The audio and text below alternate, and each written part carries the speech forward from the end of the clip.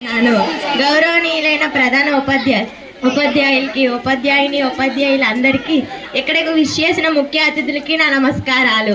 నా తోటి విద్యార్థులందరికీ ఆగస్టు 29 మేజర్ ధ్యాన్ చంద్ జయంతి సందర్భంగా జాతీయ క్రీడా దినోత్సవ శుభాకాంక్షలు.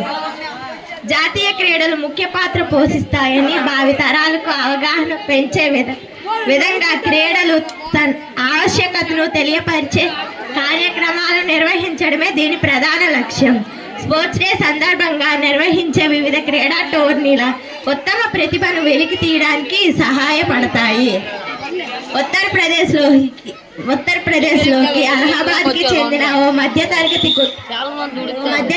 కుటుంబంలో 1905 ఆగస్టు 29 ధ్యాన్ చంద్ జన్మించారు.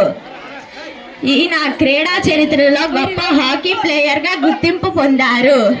1928, 1932, 1936 ఒలింపిక్స్లో హాకీ జట్టుకు బంగారు పథకాన్ని అందించారు.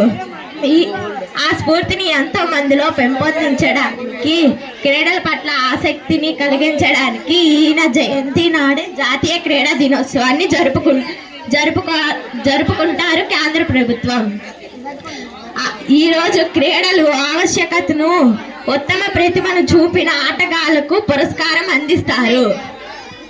దేశవ్యాప్తంగా క్రీడా స్ఫూర్తిని నిర్వహించడమే లక్ష్యంగా జాతీయ క్రీడా దినోత్సవాన్ని నిర్వహిస్తారు.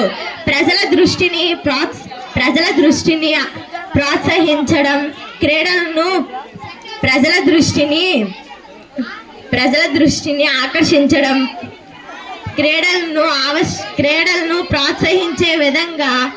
క్రీడలను ప్రోత్సహించే ఉద్దేశంతో ఈ వేడుకను జరుపుకుంటారు.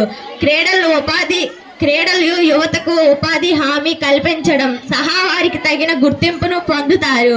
దీంతో పాటు వివిధ ఛాంపియన్షిప్లో ప్రజలకు అవగాహన పెంచుతారు.